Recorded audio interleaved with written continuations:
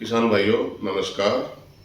मैं डॉक्टर राम अवतार, सरसों वैज्ञानिक, हरियाणा कृषि विश्वविद्यालय हिसार। किसान भाइयों, जैसे कि आपको पता है कि बहुत अच्छी बारिश इस बार हमें मिली है।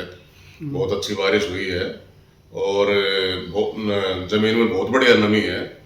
और उस नमी को देखते हुए जो है, अब हम तापमान भी बिल्कुल सही आ गया है और अच्छी नमी है, तो अब हम सरसों की बिजाई स्टार्ट कर सकते हैं। कोई दिक्कत नहीं है। सबसे पहले बिजाई के लिए हम बात करेंगे किस्मों की। तो हमारी सरसों की कौन सी किस्में हम लें, किस तरह से चुनाव करें। तो किसान भाइयों, बिल्कुल परिस्थिति के हिसाब से, जैसी व्यवस्था उसके हिसाब से हरियाणा कृषि विश्वविद्यालय ने सरसों की किस्में विकसित की हैं।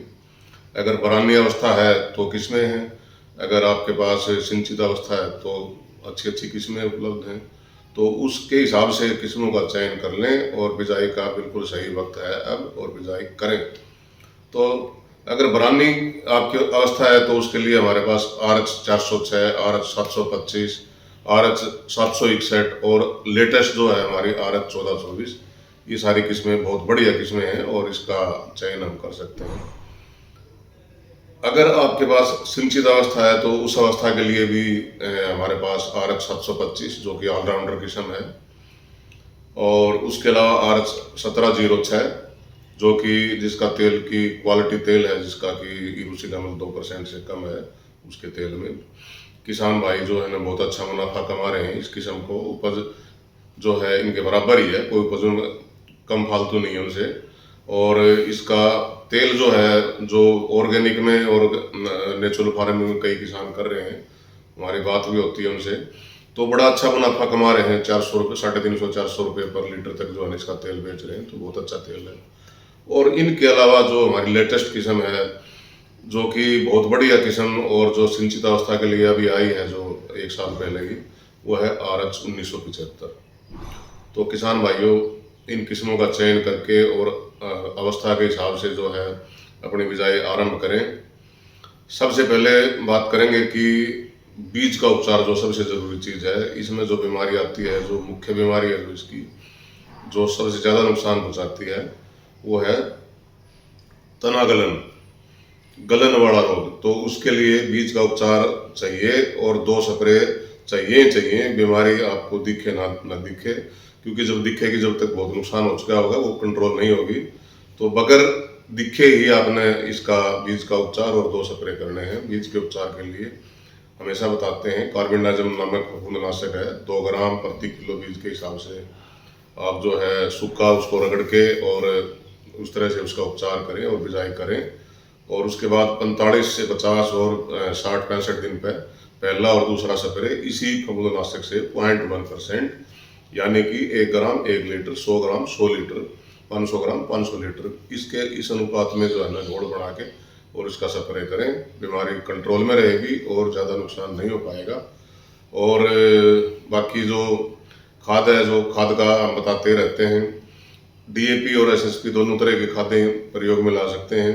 अगर DAP लानी है तो DAP के साथ जो है आपने सल्फर का कोई स्रोत ज़रूर चुनना है, क्योंकि DAP में सल्फर नहीं होती है और ये ऑयल सीड क्रॉप है, तिलहनी फसल है, तो इनमें सल्फर लाजमी है। नहीं तो जो है ना, जो तेल की मात्रा जो है वो अच्छी नहीं बन पाती दाने में। तो उसके लिए आपने DAP अगर चुन रहे हैं तो 25 किलोग्राम DAP और 25 किलोग्राम ही यूरिया जो अन्न बिजाई के समय प्रयोग में लानी है। और इसके अलावा 10 किलो जिंक सल्फेट या 100 किलो जिप्सम भी प्रयोग में ला सकते हैं जिप्सम के लिए। और अगर खाद, गोबर की खाद उपलब्ध है तो 3-4-5-6 ट्राले जितनी भी पर एकड़ के हिसाब से जो है उसको ज़रूर प्रयोग में लाएं। आपकी खेत की सेहत जो है, मृदा की सेहत अच्छी बनी रहेगी, क्योंकि बहुत ज़्यादा कीटनाशकों का और जो फर्टिलाइजर्स का यूज़ कर रहे हैं तो सेहत खराब होती जा रही है। तो गोबर की खाद जहाँ तक हो उसके ज़रूर डाल लें। SSP अगर प्रयोग में लाना चाह रहे हैं तो उसके लिए हमें 75 किलोग्राम SSP प्लस में 35 किलोग्राम यूरिया जो है ये बिजाई के समय में देनी है। और बाकी इसके लिए अलग से आपने जिप्सम या सल्फर की अलग से ज़रूरत नहीं है, क्योंकि इसमें सल्फर हो जाती है। अगर पोटास की कमी है तो म्यूरेट ऑफ पोटास 14 किलोग्राम प्रति एकड़ जो है वो ज़रूर डालें। और इसके अलावा जो है ना पहला पानी बहुत इम्पोर्टेंट है। बहुत किसान भाई जो है ना फ़ोन करते हैं कि हमारी सारी फसल जो है मर गई है, जो है ना लुढ़क गई है। तो पहला पानी जो है 35 साढ़े दिन पे लगाएं, और जो पानी लगाएं बहुत पतला पानी लगाना है। इस बार तो वैसे ही बहुत नमी है, पानी सिर्फ इतना लगाएं कि कहीं खड़ा ना हो, अगर खड़ा हो जाएगा तो नुकसान होगा।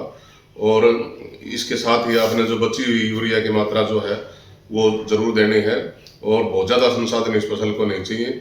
और ये इसीलिए इम्पोर्टेंट फसल बन जाती है कि अच्छे दाम मिलते हैं, बहुत ज़्यादा मेहनत नहीं चाहिए और बहुत ज़्यादा संसाधन नहीं चाहिए। नमस्कार, जय हिंद।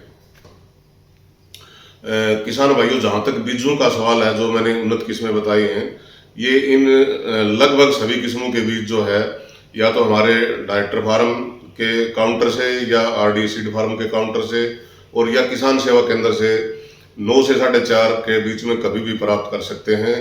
और दूसरा, कोई भी समस्या अगर किसी किसान भाई को है तो हमारे किसान सेवा केंद्र में टोल फ्री नंबर पर आप जो है फ़ोन करके जो है अपना समाधान पा सकते हैं।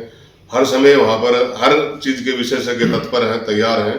और कहीं भी कोई भी किसी किसान को जो है समस्या जो आती है तो वो सीधा जो है संपर्क करे, टोल फ्री नंबर पर संपर्क करे और उसी टाइम समाधान मिल जाएगा।